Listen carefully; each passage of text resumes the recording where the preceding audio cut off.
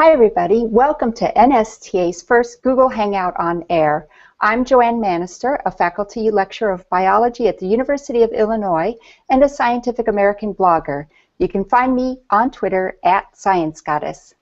I've been talking to science authors in Hangouts for some time in my venture called Read Science, and recently I reached out to Lauren Jonas, NSTA's social media director, and suggested we partner to promote STEM education, especially for teachers. Thank you for joining us tonight. Tonight we will be talking to the author of this book, Newton's Football, and science evangelist Ainissa Ramirez. Anissa was the keynote speaker at NSTA's STEM Forum and Expo in New Orleans last month, and she was wildly popular, so we thought we'd give those who attended a chance to hear more from her, and those who couldn't attend a chance to hear her for themselves. Anissa Ramirez is a science evangelist who is passionate about getting the general public excited about science. She co-authored Newton's Football, The Science Behind America's Game, and also authored, if we can see this on my Kindle, Save Our Science, How to Inspire the Next Generation of Scientists. Now, I love e-ink, that's why it's all black and white. She is the host of Material Marvels and Science Explained, which is the big letter X, two short science video series she created for educators and the general public. She has appeared on NPR and CNN and gave a TED Talk in 2012. She regularly blogs for the Huffington Post and for Edutopia. Prior to being a science evangelist, she was a mechanical engineering professor at Yale for 10 years and also a staff scientist at Bell Laboratories. She received her doctorate in materials science from Stanford and her bachelor's degree from Brown University. Based in New Haven, Connecticut, she is currently writing a book on the impact of technology on humans. Welcome, Anissa. I'm so glad to have the opportunity to speak with you. Thank you. It's so great to be here. Thanks for having me here. Really, really glad to have you here. You are a great first guest since you are very popular in STEM circles. So NSTA's Twitter stream was abuzz when you were at this STEM Forum and Expo in New Orleans because your speech, they were talking about your speech, and one phrase that particularly seemed to resonate with that crowd was about STEM being a meta-discipline. Can you speak on that a little bit more? Sure, I'm happy to. The reason why I wanted to say that STEM is a meta-discipline is that when I go all over the country and talk to different people, everyone's saying, well, we don't have the E here, or we don't have the M here, or we don't have the T here. And what I was trying to remind audience members and people that I speak to is that it's not S period, T period, E period, M period. It's actually all of them together. STEM is all together. And it's a meta-discipline because although it looks like science, technology, engineering, and math, they're not in silos anymore. They're all merged together. And so it's a meta-discipline because this is a new discipline. It looks like something in the past, but it's brand new. And so I actually said in my talk that we should actually completely rename it to something crazy like Harold, so it doesn't look like what it used to, so that we don't get stuck in saying, okay, where's the S, where's the T, where's the M, because it's a combination of all these things. And the reason why we got here, and we've had these siloed approach to looking at science, is that this is something that humans did to understand the world. But nature doesn't have things in silos. If you look at a tree, we might say, okay, well, that's biology, that's forestry, that's, ecology. But nature calls it a tree. It's all those things merged together. So what we're trying to do is put everything back together into this meta-discipline that we call STEM. That's a really great congregation of all those terms, because anybody who's actually in academia, in science, or as a teacher, they really do flow in and out of each other, right? You can't really do science without math, and engineering means nothing without that empirical science. That's absolutely true. That's absolutely true. You don't say, "Hey, I can't do that. That's not in my bucket." You do it all. And that's what children in the 21st century are going to need to be able to do. They're going to be able to need to do all these things seamlessly and not even know they're going from one field to another because it's all merged together. That's right. And I think, and then there are people who say, oh, well, now let's call it STEM with two M's because we want to have M mean medicine, or we want to add A for art. And you know, because I happen to write STEM in my name as a STEM advocate, doesn't mean I'm against art or medicine. So, you know. Yeah, you're right. I mean, I actually think that putting all these letters back in, we're going to have 26 letters in this acronym by the end of it. And that's the problem. The problem is that we're trying to say that what we should do is actually focus on the goal. What we want is creative problem solvers, not focus on the method to get there. And so whenever I write STEM, the knee-jerk reaction from someone who's in the arts is like, don't forget STEAM. And I do support the arts. In fact, scientists have to think like artists to get stuff done. But I actually think inserting the A is very different than just adding another letter. It's making us Renaissance people. It's much bigger. I think when you add the A in, you actually blow up the whole thing. And we're saying that we need to educate people completely differently. Now, I don't know what the solution is for that, but that's where I think the end goal is. So just because you say STEM doesn't mean you don't think all these other letters are important. We're just speaking from the thing that we're most comfortable with. But the end goal is, again, the same, creative problem solvers. That's right. I think you had, I'll go back to a different question. So this book, Your Newton's Football, is your second book, and you wrote it with someone named Alan St. John. Yeah, Alan St. John. Woo, right there. So actually, before we go much further, if you have a question, audience members, please feel free to type them, catch our attention on Twitter, NSTA's attention, or write them in the Google event page if you're watching from there. So, as Anissa is very pleased to answer your question. So, so in this book, first of all, I want to say this is not just the physics of football, because there are books out there on the physics of football. And knowing your background, that's how I sort of came to this book thinking, oh, it's going to be the physics of football. Well, I've read a book on the physics of football and physics of baseball. It's about the only way I can, sorry, sports fan, about the only way I can swallow sports, is to do it from a science perspective. And I think that's the kind of person you might be reaching, but you might also be reaching the sports fan who may never look at science, right? Yeah, that's right. So it's a good point. When I was approached with this project, and I was speaking to Alan and I, first of all, we had a fantastic time writing this, because talk about STEM, you know, he focuses on, he's a journalist who focuses on sports, and I'm a scientist, and we are the odd couple, if you will. And we found all these overlaps between two different domains, which is what we want kids to be able to do. So this was a fun, you know, I felt like I was actually walking the talk. Now, when we were putting this project together, I made it absolutely clear that I was not interested in doing a physics of football book where we were doing force and vectors and momentum and stuff that I really didn't like when I took physics. It couldn't be the same. It couldn't be a rehash done a different way, because I don't think that's going to engage people. So by doing that, that forced us to actually work a little harder. Let's look at the deeper underlying science that's involved in the game, in the football game.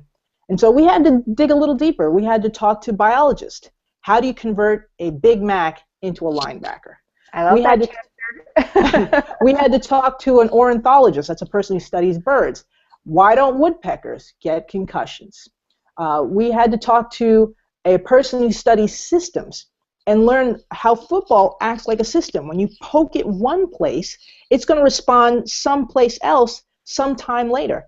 There's people who focus on systems. They look at economies. They look at governments using this kind of thinking. And we looked at football, and we saw that it did the same. You poke it in one place, and you're going to get a response somewhere else. Particularly, we found that the institution of the face mask in the 1950s, which is a safety feature, actually made the game more dangerous by instituting this concussion epidemic. Because once we had the face mask, players started using their heads, and once they started using heads, we had more concussions. So we had to take a deeper dive at looking at the science of the game. It's not just forces and vectors. I wouldn't write that book. I'm not interested in that kind of book. But let's, what we call it, freakonomics for football. And so that's why we decided to pursue this project. Yeah, it was really good. And like I said, I was very pleasantly surprised and quite pleased that this was beyond just physics, even though I like physics. Physics is what got me actually appreciating math. So talk about STEM, like sitting in math wasn't so exciting, but physics made math come alive. That's right. And then I needed it. So hopefully there are a lot of students out there who understand. So this will be a roundabout way to get to this topic. So in this book, you do talk about why is the football shaped like it is, and what element does that add to the game? And the way you describe that, you interviewed some people who helped design the Madden football video game. Okay, and this really caught my attention. It's not that I play a lot of video games, but they said, you know what, to design a game that's about shooting weapons is so much easier because people don't have practical experience with weapons, many of them. So, That's you know, right. if you create a mistake, but if a football, when it hits the ground, does not bounce the way that our experience with how footballs bounce, this causes problems with the game. So now I'm going to sort of twist this around a little bit. Can you speak a little bit to how important it is for our students to have day-to-day experiences with the natural world to actually understand STEM? Well, that is a good way. So I'm going to answer that two ways. First, it was great to talk to the EA Sports folks. I think they have the best job because they get to make the video games. Now, in order to do these video games, and the other thing I'll add is that every person who watches football is a critic. So they have a very high bar because it has to look like the real life.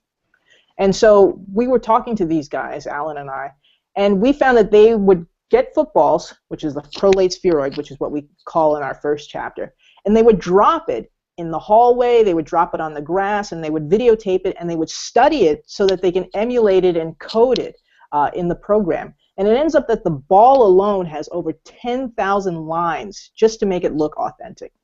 So how does that speak to STEM and having real-world experiences? Well, in this case, if you want to emulate something in the real life and model it so that people can play a game and it looks realistic, then you have to have that observer perspective. You have to be able to translate what you see into code, and that requires a lot of physics. The other thing I'll add is that it's extremely fun. I mean, dropping a football and then coding it, I can't think of anything more fun. But the STEM skills that we need, which is to be an observer and to ask questions, those are the things that are very key that folks who have to program these games need to do, and this is what we want all children to be able to do.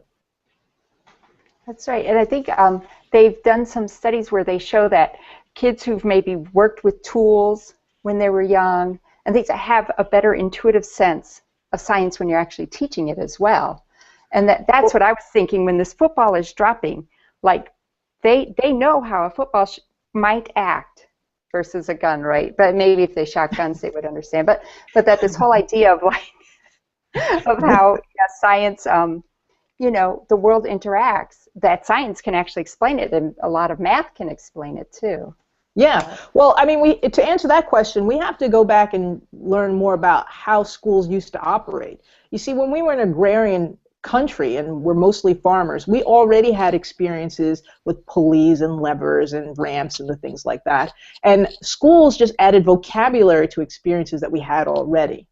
And later on, when we moved away from the farm and we're in the Industrial Revolution, schools had to do more, they had to do double duty, which is they had to give you the experience and then also provide the vocabulary. So getting as much experience is great so that you don't have to, so you're ahead and you're able to make all these linkages between what you understand intuitively and to how you describe that mathematically or through any other means. And actually, so your book, this book, oops. Oh yeah. Come on, Kindle, turn around. Oh well, anyway, Save Our Science. Yes, that one. My Kindle wasn't cooperating. So Save Our Science was your first book, and it's a quick read, but it's great because you covered a lot of things in there, including sort of the history of science education in America. Mm-hmm. And so this could take a while, but do you want to encapsulate really quickly the history of science education in America, because you've already touched on that. All right, so the history of science, the history of America is 200 years old, and we only have a couple of minutes. That's so right. How am I going to do this? Well, look, when we came to the United States, universities were created mostly to create clergy. So science wasn't taught in a meaningful way in order to create jobs. It was mostly used as a way to appreciate the nature, so you can have a closer connection to the divine. It wasn't until the late 1800s that schools taught STEM in a way that we would recognize, and that was when the Land Grant Act happened in the late 1800s. And only then was STEM taught in a meaningful way so that people can actually get jobs and participate in this crazy thing called the Industrial Revolution. So the reason why I state that, and the reason why I pursued looking at the history, is that there always seems to be this disconnect between how universities teach STEM and what people need to know in order to do something with it. And I think it's a little bit of an artifact of how universities were created, and they didn't really have STEM in a meaningful way, and only later in their history that they did have this. So that's the reason why I explored the history, just to show, like, how did we get here? We have this kind of double-mindedness about how we teach STEM. How did that happen? Well, it's because universities never really taught it in a meaningful way to begin with. And then also in Save Our Science, I talk a little bit about the history of girls in sciences, and what blew my mind is that in the 1890s, there were actually more girls in STEM classes in chemistry and physics than boys. And this is in the middle school and high school. Absolutely blew my mind, because right now we talk a lot about how do we get girls excited about STEM? How do we get women in STEM? But if we knew the history that we used to rule STEM, and then some things happened that kind of pushed us out, that gives us a different relationship to STEM. And the reason why girls were kind of pushed out is the home economics movement came in, and that's where a lot of science that girls needed was put into place. But when the home economics bubble closed, girls couldn't go back into the sciences that they used to be in. So those are some of the factors that kind of got us here. So just looking at the history just gives us a better sense of how we got here and how we can fix it. Right. I really like that about your book, and I mean, that part about the girls, more girls in physics, really stuck out at me, because my oldest daughter is actually a junior in engineering in physics. Wow. At U of I. She loves it. She loves doing, when she gets to the end of a 6-page math problem. I can't say there are many people like that, so she is a bit of a rare breed. But they're out there. You also spoke about your particular place at the time you received your PhD. You were ultimately unique. So why don't you tell us about that? Well, I guess I've said this on Twitter. So I got my PhD from Stanford in material science and engineering. And, you know, since I'm a little bit of a geek, I wanted to know how many African Americans got PhDs in engineering that year. And I found that it was 9. But it wasn't 9 at Stanford. It was 9 in the world. It was 9 in the United States. And that's just an extremely small number. So that's kind of you were asking me why I felt like I was unique. There's just very few people who look like me who do science and love science the way that I like it. So this will merge into a question here, segue into a question that one of our audience members is asking. In your opinion, how important is it to increase the visibility or interaction of scientists, such as yourself, with teachers and students? Well, that's a very broad question, but I think that if anyone who's passionate about what they're doing and can translate that passion to students, I'm all for it. I think that's fantastic. But science for the sake of science and then bringing that person into a classroom, that might do a disservice, because it might turn people off. So, you know, if you can find someone who's excited about what they're doing and then can translate it to younger audiences, grab them, bring them into the classroom as often as you can. Because what we're really wanting to do is we want to give kids permission to be excited about something. It might be the thing that that person's excited about, or it might be something else, but we want them to know that this is how you do this thing, this crazy thing we call life. Find the thing that you're excited about. Might be STEM, might not, but find that thing and pursue it. So I feel mixed about bringing a scientist in the class, because I think it has to be the right scientist with passion and it's translatable to get kids excited, but not because we want to be berated with how little we know about science and the person can't connect. I think that's a bad idea. And arguments I've heard against that is sometimes scientists will come in and say, well, this is how we do science, but it doesn't fit in the classroom environment or respect the way, you know, like the scientists may not understand how the psychology of that age range, right? So That's true. That's true. Grab a scientist who has young kids and can. When I had Science Saturdays at Yale, which was a lecture series for kids, I really pushed scientists. I said, look, you can only use 5 words of jargon, and you're going to talk for 40 minutes, and that was a challenge for them. So you know, you can put up constraints like that. It's like, look, you only get 5 words of jargon. You have to use lots of analogies. That's how you translate science to younger audiences. that's right. So, but make it a collaboration between the teacher and the scientist. It will be much more impactful, and the teacher will feel respected and like she's part of the process. He or she is part of the process as well. So why not? That's a good way to build a relationship. And I think this is really important, especially for the younger grades, the elementary school teachers, where a lot of them may have chosen to go into teaching and they're more of a liberal arts bent because they were maybe afraid of science, which is something that perhaps you run into. I get a lot. It's like, oh, you're a scientist. You must be smart. I could never do science. I hear that so often. And I think that when a teacher, an elementary school teacher especially, comes into the classroom like that, like the students pick up on that, and it just perpetuates. Or maybe That's those right. parents are saying, I could never do science. And you brought up in Save Our Science. It's okay. It's okay in our culture to say, science is hard, I can't do science. It's almost like a badge of honor, unfortunately. Yeah. It's, well, we live in a world where, you know, it's an anti-intellectual world to begin with, and so it is a badge of honor to say, you know, I can't do math and I can't do science, and that's how people want to connect. That's just part of the culture. But I think STEM is really too important to kind of continue to perpetuate that. So yeah, that's why I brought that up in Save Our Science. Yeah, and I really hope, you know, if you pick up a book today, go to Amazon and get Save Our Science, because it's really good. It's $2. Yeah, it's $2. It's a quick read, and it's like everything's compacted in there, and all of it's relevant. So I'm looking through the questions here. Okay. How do we get elementary teachers to understand that when they are teaching science and teaching STEM, they can also be teaching language, arts, and/or mathematics? I truly believe that it can be done honoring the integrity of all the disciplines. Your thoughts? Well, you know, putting these things in silos is the bad habit that we're coming from. So what we have to do is show things in all their complex glory in order to show all these different ways to connect these things. So, you know, if you're talking about science, put it in a context. Who discovered this? When did they discover it? What was going on at the time? That gives you a historical lens. Was it discovered in the United States? Was it discovered in another country? Well, how did they describe it in their language? So, I mean, I think we can just put science back in its different layers of language and history and all the other layers, so that we touch upon all these other topics.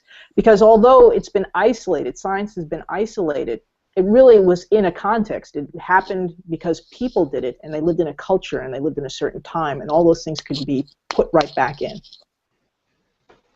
Let's see. Well, there's so many good questions. You guys, thank you for bringing them up to us here. How can we fix the disconnect between what we learn in school and what we need to know in the real world?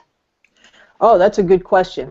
I think that it happens outside of the schools, because the schools are stuck. They're kind of controlled by all this testing, and so that's why I think after-school programs, museums, Girl Scouts, Boy Scouts, that's where you get some indication that there's another way that you do STEM.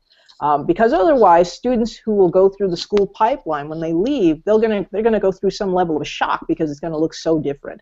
So I think it's the after-school space that really provides this, and this is what I actually say in Save Our Science. You know, I think the after-school space, if you think of something in the center, and that's the school, and all the things that you can do outside, like maker programs and museums, they kind of squeeze the school so that it will start to do those things that are more related to what you need in the real world. But until then, it's the space outside that's going to provide opportunities for kids to realize these are the skills that they're going to need. Well, and if you're ever in the unfortunate situation where your child's in a classroom where the teacher's not very good at science, these outside events seem to be even more important to engage your kids, right? The museums, the informal science. In informal science space, and just parents. I mean, I applaud that person for asking that question, because that's the first thing, just to realize that there is this disconnect. But even parents doing little things in their backyard with kids, they'll just realize that there's another way to go about this science thing. And that's all you need to do to kind of prepare them. You know, the things that they're learning in the classroom are going to be kind of out of date by the time they get into the real world. But what they need as skills are the abilities to question. That's the number one skill. So having a parent who's just attentive and saying, hey, let's explore this together, that's a tremendous gift. So I applaud the person for that question. Right. And I agree about the parents. So the parents can make sure the kid gets to the library, because you can check out a video on anything. So even if you don't have the Discovery Channel or Nat Geo or whatever, it's streaming online. They're in the library. You can get books and, you know, whatever really is interesting to your kid, right? You get the kid more information on that, because then they'll start to branch out and make connections and things like that. So this will go right along with this question. How do you keep them excited through high school, and why do they lose that excitement? Well, that's another good question. These are some great questions. So high school, we know that, first of all, let's start off with the teenage brain. If you look at the teenage brain in an MRI and you look at a crazy person's brain in an MRI, they kind of flash up in the same places. So we're dealing with a lot of different complexity here. That was a joke that did not land, but that's what I meant that to do. Yes. But so I have teenagers, so you understand. You understand. You're dealing with a different person, an alien at this time. But also they have some constraints because they're trying to fit in with their different groups, and you know, so there's other things that are going on as well. But they are engaged. You just have to find the thing that engages them. So it might not be the thing that you want for them, but you have to kind of remove that part of yourself and say, okay, what is it that's exciting to them? Because they're online all the time, and online is all about following a question. You have one thing and you link to another, and you link to another, and you link to another. So let's find that question that's interesting to them. Also, finding a project that works. Maybe it's a group of students working together. That's another way to engage them. So we can't push STEM with teenagers. We have to let them pull. We have to see what they're resonating, what they're connecting to. And I see that with, you know, if a kid likes to repair motorcycles, there's so much science and engineering that goes on with that. Or even if they like cosmetics, like those cosmetics are made in a science-free vacuum, right? Absolutely. There's so much chemistry, and then how it interacts with your body is biology. So everything. So you just find the thing that's interesting to them, and then as a parent or a teacher or some guardian, that you find out where the science is. So if it's cosmetics, there's tons of science there. If they like sports, there's tons of science there. So you find what they're interested in. That's the hook. That's the thing that's going to engage them, and then you stealthily slip in the STEM using that as the hook. I think that's the ticket. I agree. I'm taking a look at my notes, and we've got a lot of chatter on Twitter, and we've got questions here that they Yay, questions. Yeah, I'm taking a look. Okay. Well, let's see. I don't know. This is a very broad question, but how do I help other teachers? So maybe you're the STEM expert in your school. Mm-hmm. How can you help other teachers? That's another good question. Now, it's not solely the content of STEM. If you can provide STEM content, that's great. And if that's all they need, then that's great. But it's really the STEM culture that we want to get people excited about or learn about. Now, when we were in school, the teacher was the person who had all the information. But that's kind of counter to the STEM skills that you need. Because in that environment, students just passively consume, they memorize, they take it in and they throw it back out. That's anti-STEM. What we want students to be able to do is to connect the dots, to observe, to ask questions.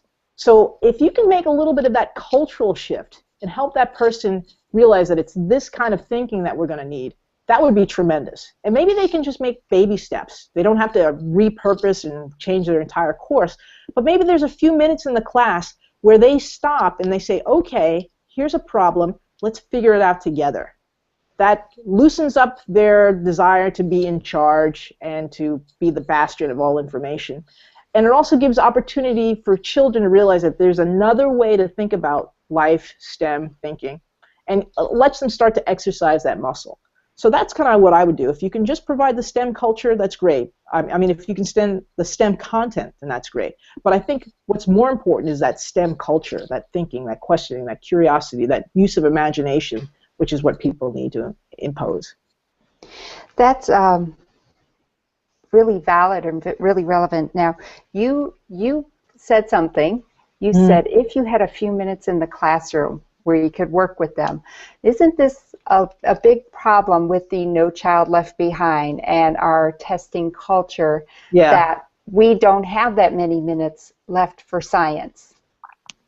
Can you speak to that?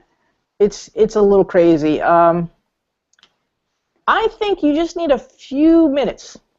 And if you have a project that you can do over a month, and every day you do a little bit towards that, that's going to give students a taste of that other life until they get through this testing craziness that we're in the midst of.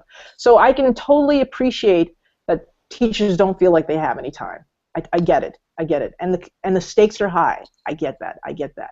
But children's ability to think for themselves is actually more important than these tests in the long term. So if we can just, in the interstitials, add a little bit of this time to think about things that are not on the test, or to exercise these muscles of being curious, this is a tremendous service that you could do our children. So I understand that there's tons of constraints. Also, there may be opportunities, as I mentioned before, outside of the classroom for children to get these opportunities. Maybe teachers, they feel constrained. They can't do anything. But maybe they can point the students and the parents in a direction where, look, there's this maker fair happening in a month. Please go, because then you'll get to see STEM in action. I think those are the things that we can kind of do. But I totally want to tell teachers, hang in there. I totally get how that really doesn't feel good. Right, and it's really, really, really hard to even go, wow, it takes a lot of resources and my time and my energy to plan a good lab that's a great demo within a short period of time. And I think that's where teachers need to come together and share their own ideas of how they demonstrate various concepts. So, you know, it's a whole community of science teachers, and thanks to the internet, they can actually do that. Yeah, my heart breaks for this, this constraint that we have with testing, and that's the reason that motivated me to create the video series, Material Marvels and Science Explained. Now, these are 2-3 minute videos. Right. They're free, they're on iTunes, they're on YouTube, that you could just download and just show science in a greater context than what's going to be taught that's necessary for the lab, the examinations that they're doing. But we just need to expose them to something else. See, what they do when they're online, we don't have control over that. So they may find this on their own. We at least need to expose them to these different things so that they can kind of find out. Now, you're a material scientist, so your videos, especially your first one, Material Marvels, right. It focuses on that, but they are so fascinating, including the shuttle tiles.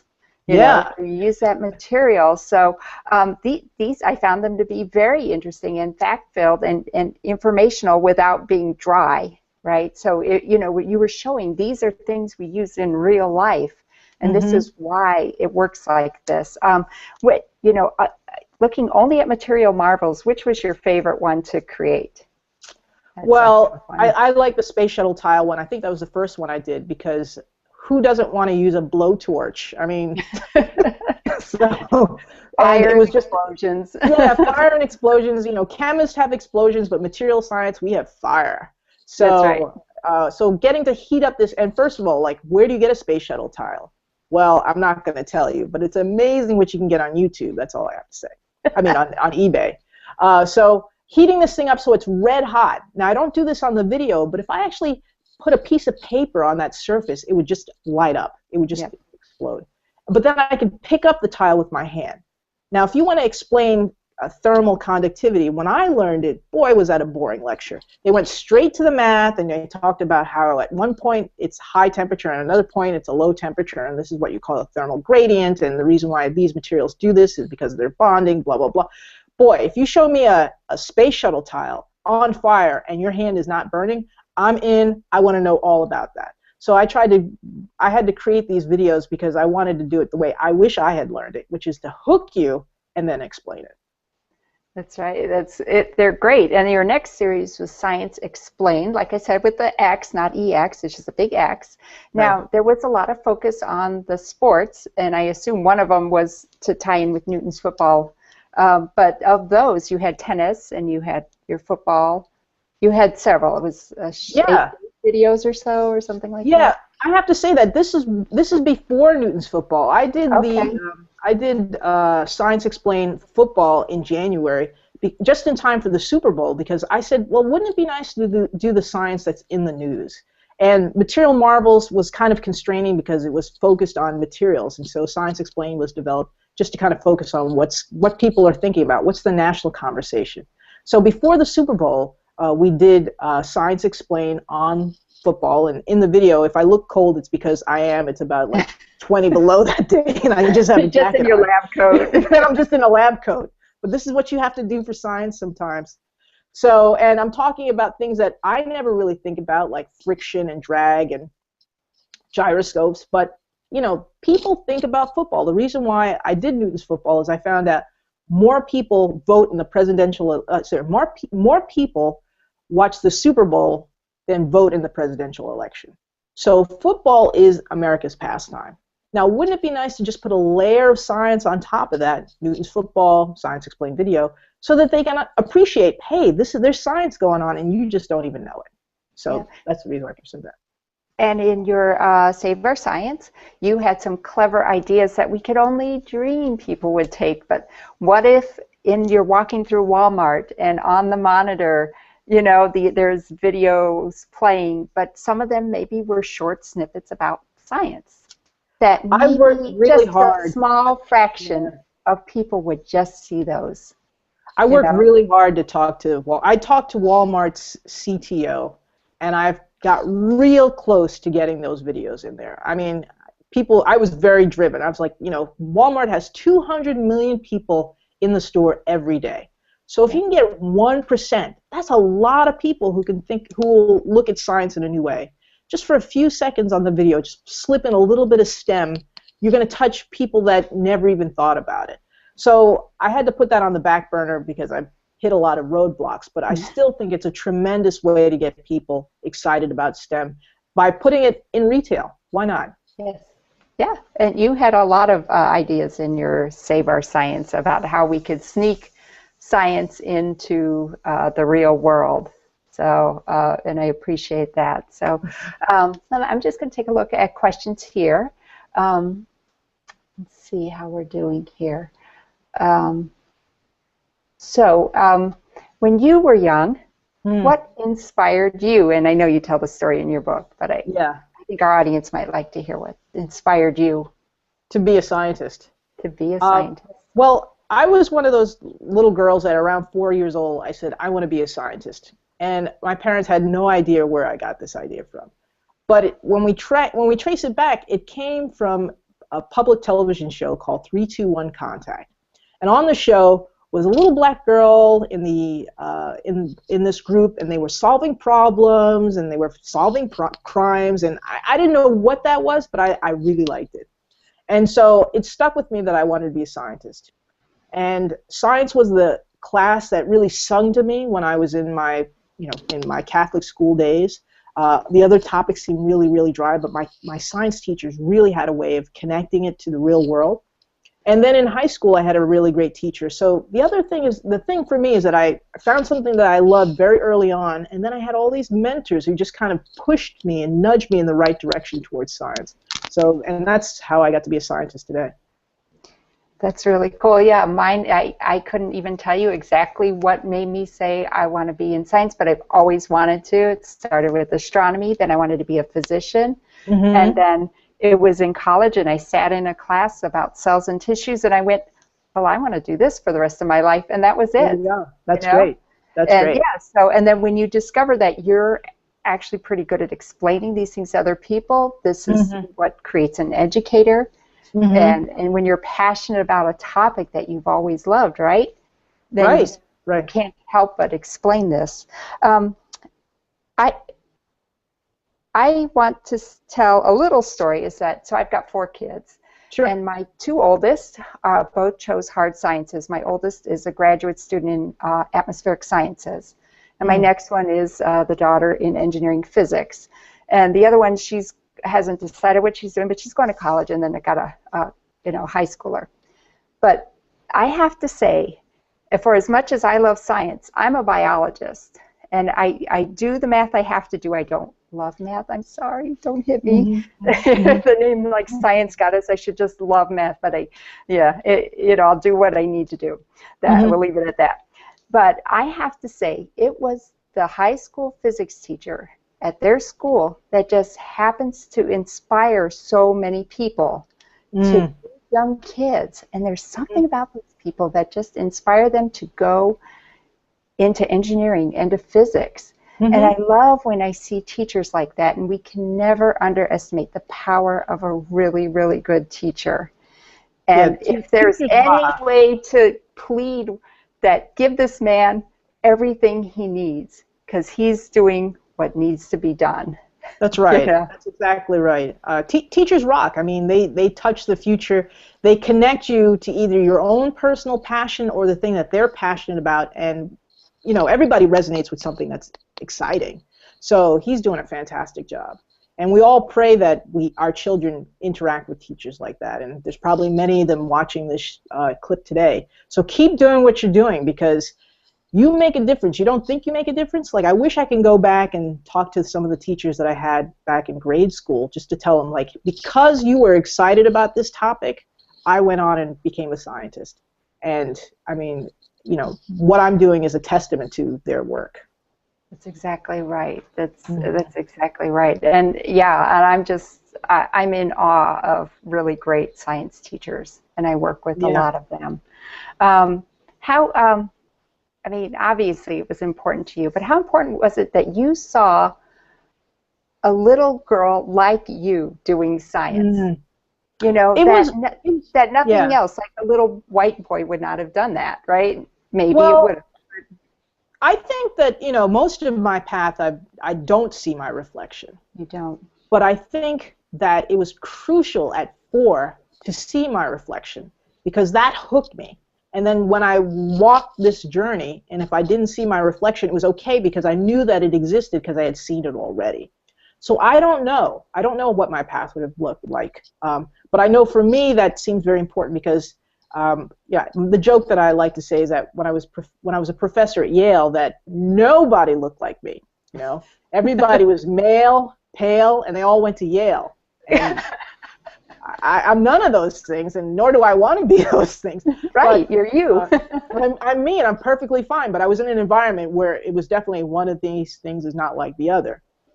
Right. But the thing that I loved was science, and having that connection to science at an early age made it unmovable. So it didn't really matter where this boat was going. If it was rocky and it was uncharted waters, it doesn't matter, because my compass was clear that this is what I wanted to pursue. And that's what I talk about when I talk to teachers and young people. And I just gave a high school commencement. I said, the number one thing you've got to find is your compass. Find the thing that's exciting to you. It might look like what other people are doing. It might not, because that's the thing that's going to point you in the direction you need to go, and make it okay if you are in choppy waters. That's really amazing. I'm sitting here in awe of how much we have in common, because I didn't even know you went to Catholic school. So did I. But recovering. Even in like what I know, one of my blogs describes, like, I felt like my path to science was like a metal conveyor belt, and I had magnetic boots. There was nothing that's ever going to get me off that path, right? That's great. That's great. I was going there no matter what. Right. And that, of course, my website is Joanne Loves Science, because I was going through a really hard time at the time. I thought, oh, I'll make one of those blog things. What's that? I'll make one. What did I want to call it? And I realized that if everything else was stripped away in my life, which happens when life happens. Some things can disappear that you weren't expecting. But what would always be true is that Joanne loves science. That's great. That's just great. Never going away. And so that's why I do this, and that's why I love talking to people like you, because you're out there and you're excited about it, and you're really doing a great service and inspiring teachers. Well, I have to say that similarly, I also had choppy waters because, you know, for me, I always thought a scientist was in the laboratory.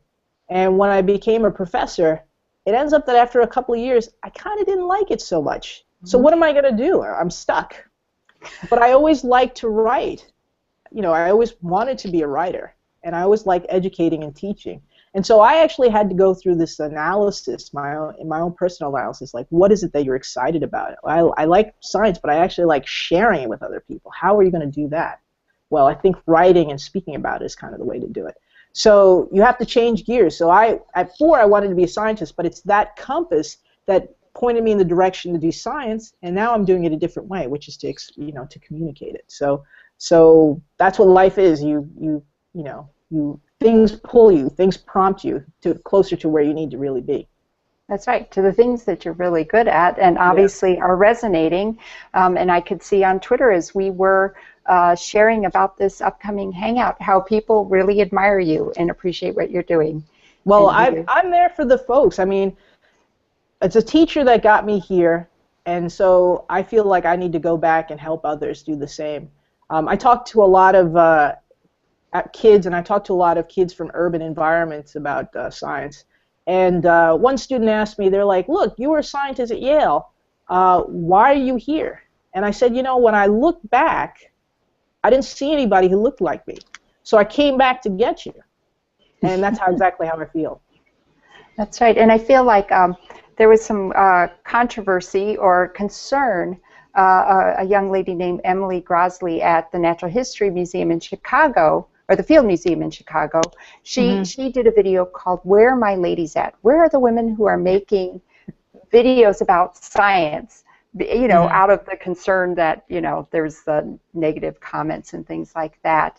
You know, and my thing, of course, being older, I've got kids and everything else, not a young 20-something who's, you know, I can brush aside these comments. I don't think it's respectful, and I don't want people to treat anyone like that. But my perspective really was, as women, we do need to be there articulating science. People need to hear us articulate science so that young women and young men can all hear that women do science. We talk about science. We love science. We do these things. These things are important. So you going to an area where people need to see you to be inspired, that's so important. Thanks. Thank you. So we're really grateful for that. So is there anything, I'm going to take a quick look at the questions, but is there anything that we haven't covered that you really would like to say? You know, I was asked a couple of days ago if I were to give myself a 3-word bio, what would that be? Oh, no. Like 3 words. And I said, you know, if you caught me a couple of years ago, it would have been girl loves science, sort of like Joan loves science. But now, in this part of my life, it's make science fun. I've had a great time with science. It's definitely changed my life. But let's open this up so that everyone gets to participate in this. So I hope that I'm helping people love science like I do, and I encourage everyone to make science fun like I am. And if there's any way that I can be of help, of inspiration, or, you know, in any way, please let me know, because we're all kind of in this together. We as humans are scientists. We're curious. And so let's get kids back in touch with their inner scientists, and let's figure this out together. That's fantastic. And that, I think, is a great way to sort of wrap things up here.